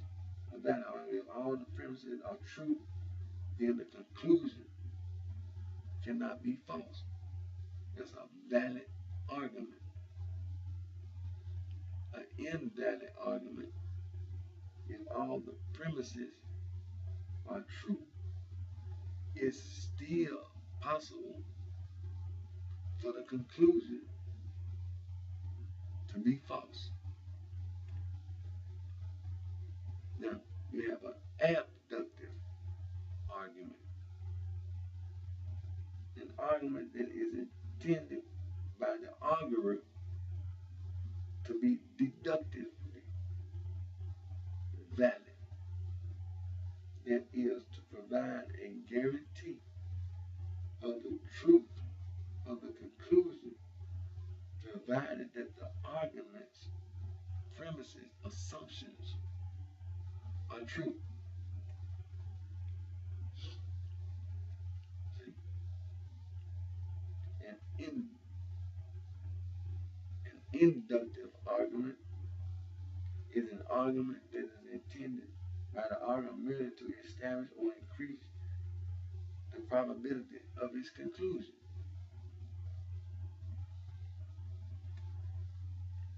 An argument in which the premises do succeed in guaranteeing the conclusion is called a deductive,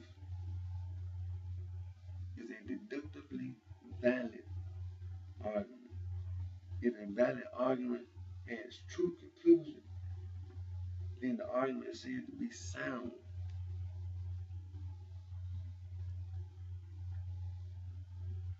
In inductive argument, the premises are intended only to be so strong that if they were true, then it would be unlikely that the conclusion is false. There is so standard term. There is no standard term for a successful inductive argument. An inductive argument is either valid or invalid.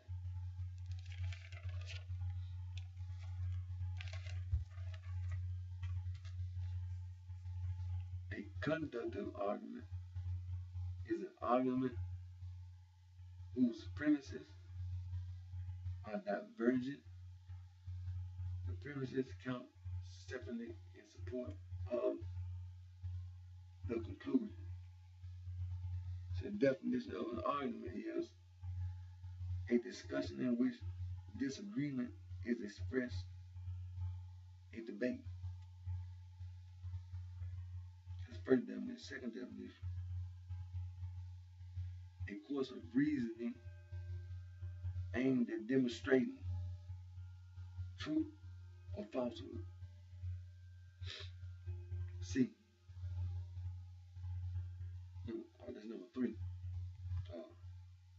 A summary or short statement of the plot or subject of a literary work.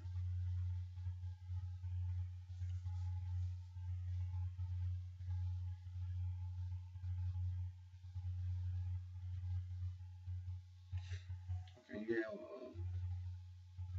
a sound argument is a valid argument whose conclusion follows from its premises, and the premises of the argument are true. It's a sound argument. An unsound argument are not true.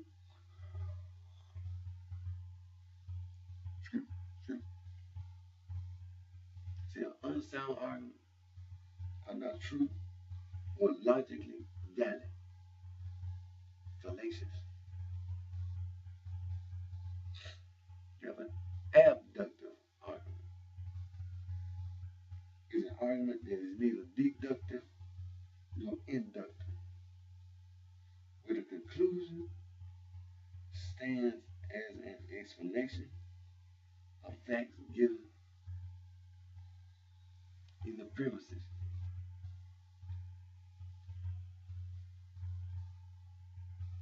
Other kinds of arguments,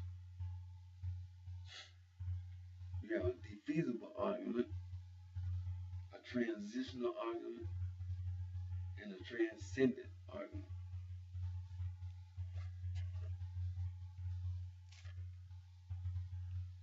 What is a premise? A proposition upon which an argument is based or from which a conclusion is drawn. A conclusion, the proposition concluded from one or more premises, is a deduction. Reference, a book or passage referred to. Research, scholarly,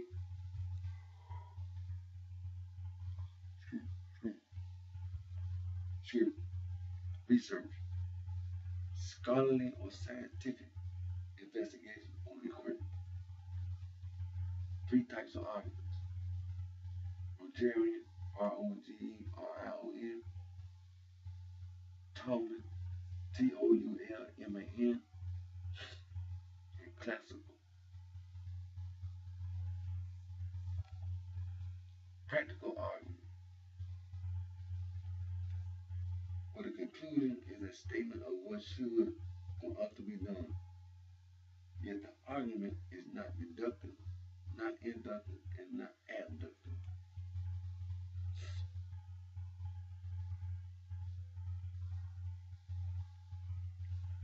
Yeah, yeah, three types of argument. Rogerian, Toulman, and classical.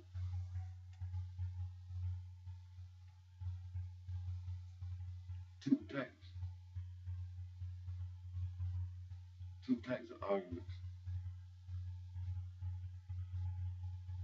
Aristotelian or adversarial, and Rogerian or consensus building.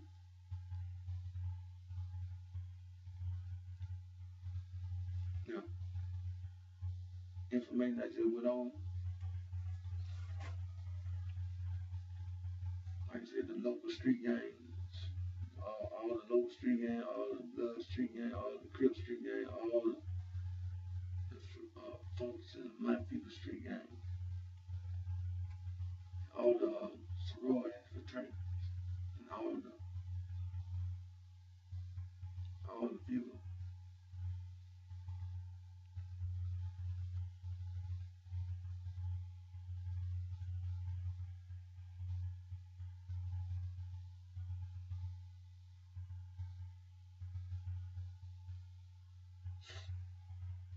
Okay, that's what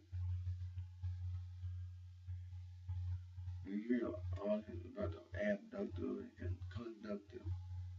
That's what uh,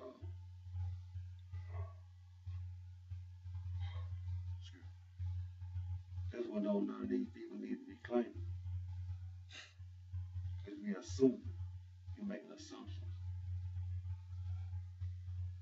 Now, Harvard University is the first institution of higher learning here in America. Harvard Institution.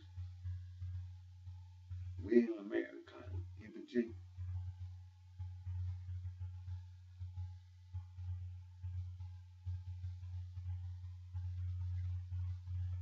The second oldest institution of higher learning is William and Mary College in Williamsburg, Virginia. Founded on February 8, 1693. And Harvard University, like I said, is the oldest. Is the oldest.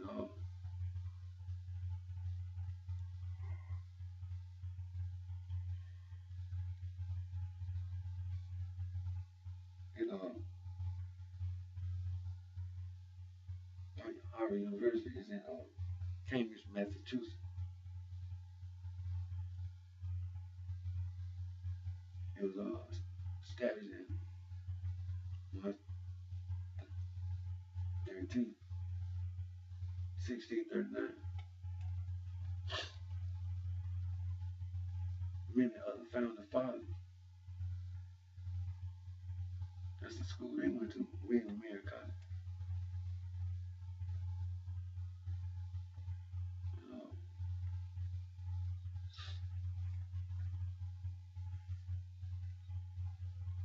the reason why William and Mary College is because the sororities and fraternities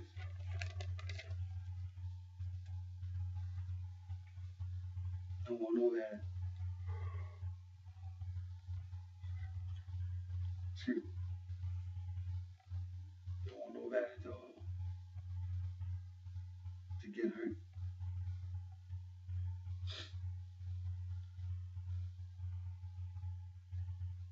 And the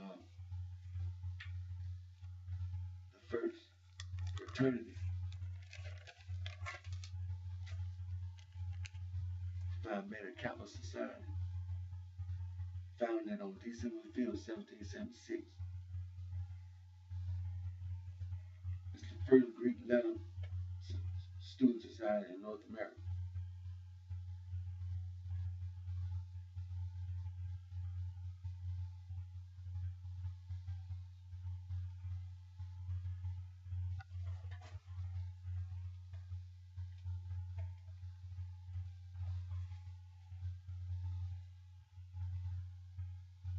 And Alpha Delta Phi was the first sorority founded in 1851 at Wesleyan College in Macon, Georgia.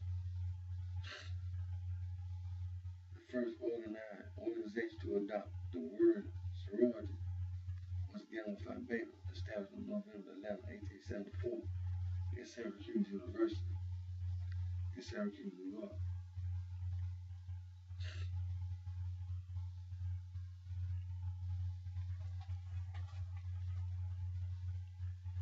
The Freemasonry said that in the Hollowell manuscript, which is the Freemason, it mentions Euclid.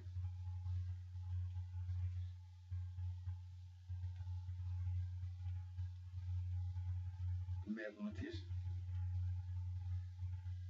He was living in Alexandria, Egypt.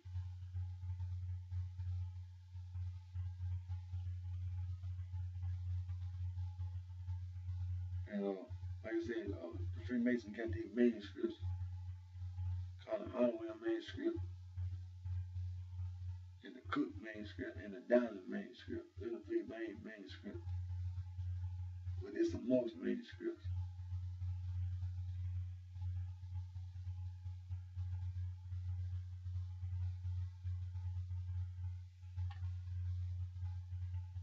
And the four main types of arguments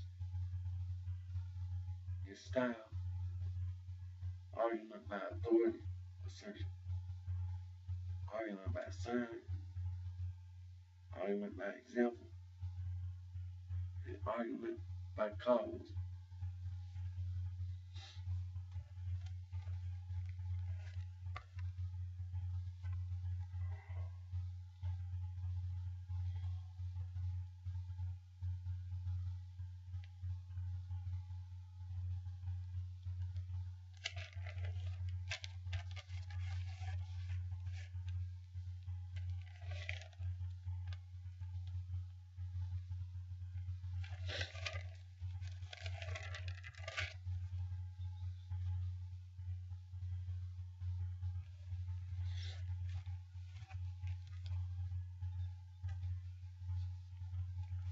Now, we talk about Freemasonry, and we also talk about the secret societies.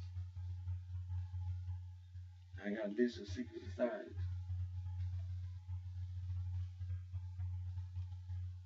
Skull and Bones, Freemasonry, the Rosicrucians, Ordo Templis Orientis, Hermetic Order of the Golden Dawn, the Knights Templar, Illuminati, the Bilderberg Group, the Private Side, Opus Dei,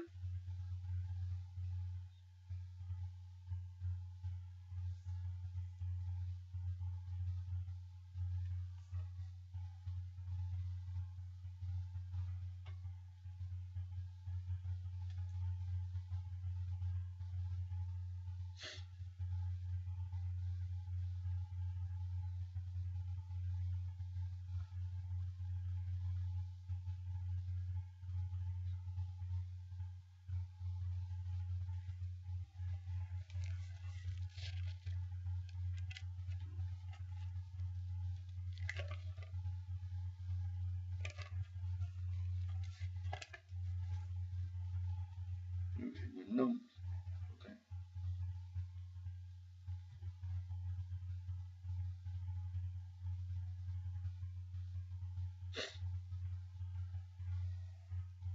Okay. Okay. I got multiple lists of the secret society. Some other list it says the Skull and Bones, Secret Society, Skull and Bones, the Rosicrucians, the Sons of Liberty, the Thug Society, Thule, Thug Society, the Priory Society, Order Template,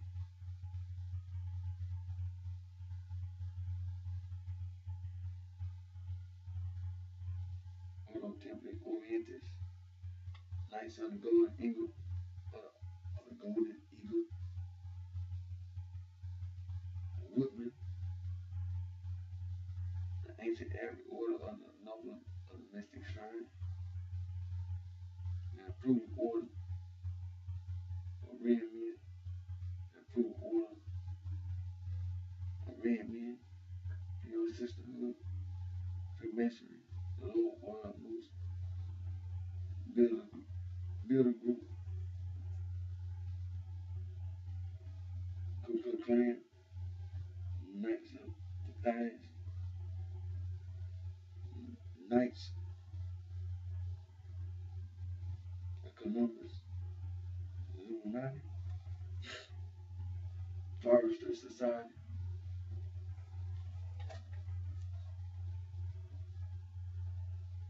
the Hermetic Order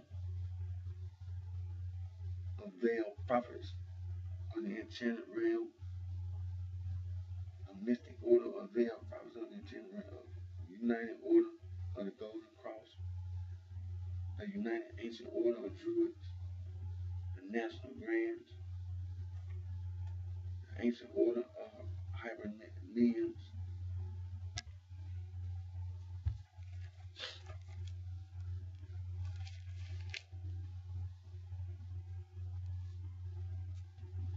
the Carbonario, the Black Hand, Mafia, Costa Nostra, the Triads, Yakuza, the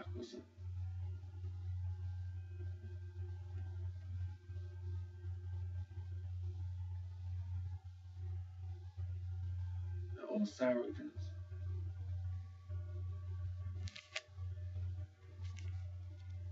and then you had this secret society, a Spanish secret society called the Gardu, a Spanish secret criminal society in Spain. According to tradition,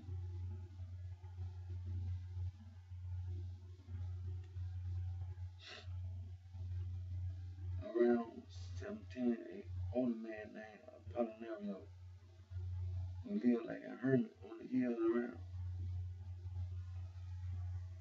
quarters had a vision.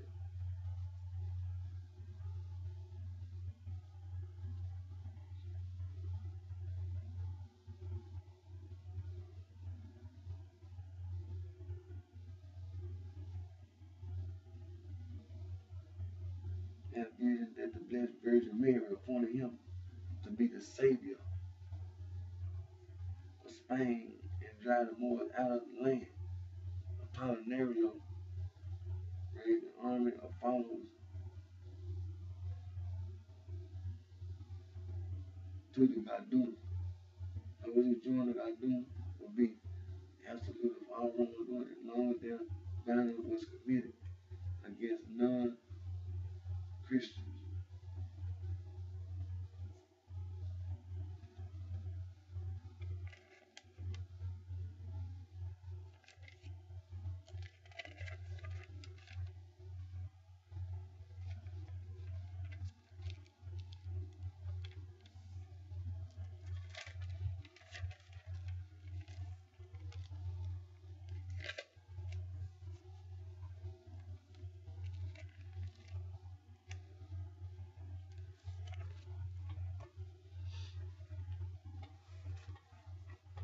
Well, I talked about whatever, all the things I needed to talk about.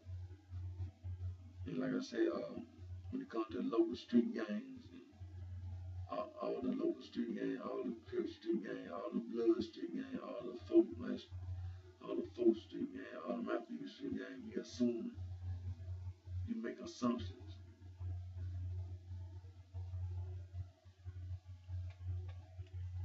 And that's what I've been working on, making sure that these individuals don't be able to go around and see people,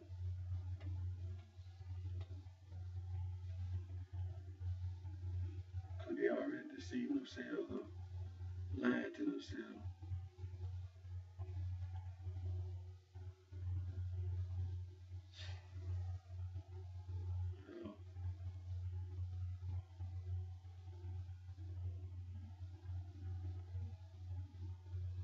You know, I want to go ahead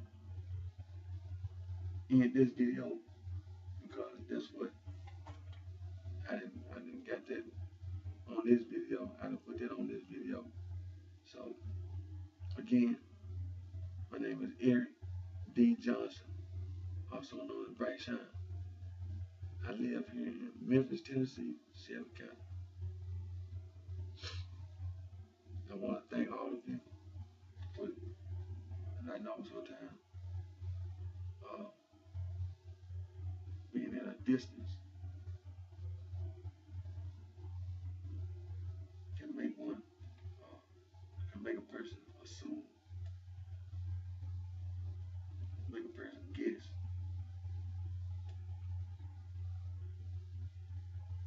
And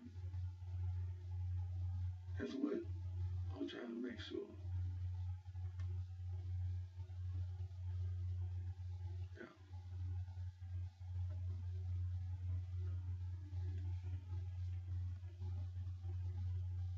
there's a lot of things that people try to get away with or try to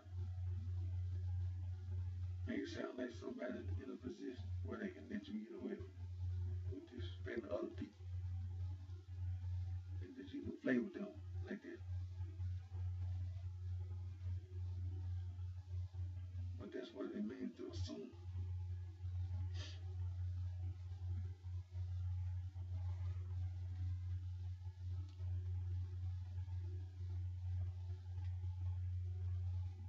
The information that I just went over is not going to give everybody no reason to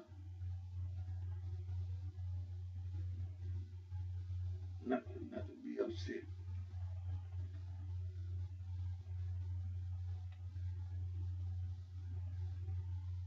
And thank everyone for their support. Like I said, I will be releasing music, my music this year.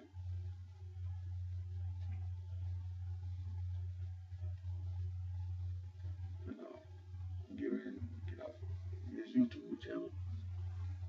It's late and I gotta get up in the morning. Like I said, I want everyone to know that I'm doing a whole lot better.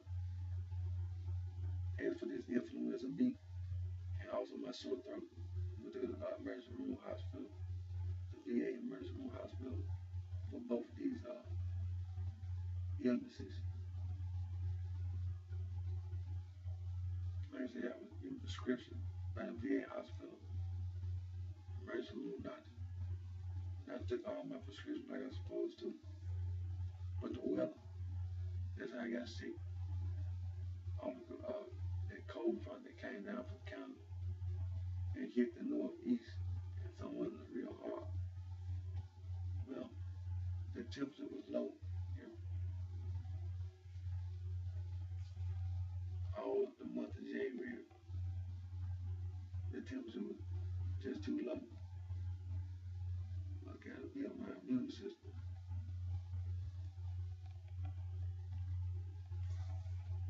And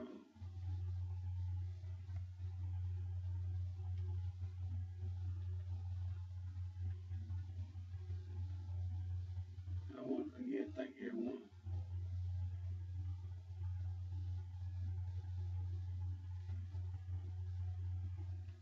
And we need to do something about all these assumptions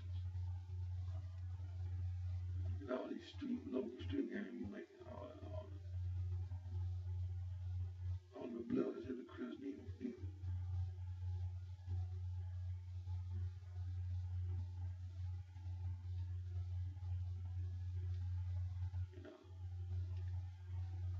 Till my next video. Like I said, thanks everyone. And you take care of yourself. Until next time.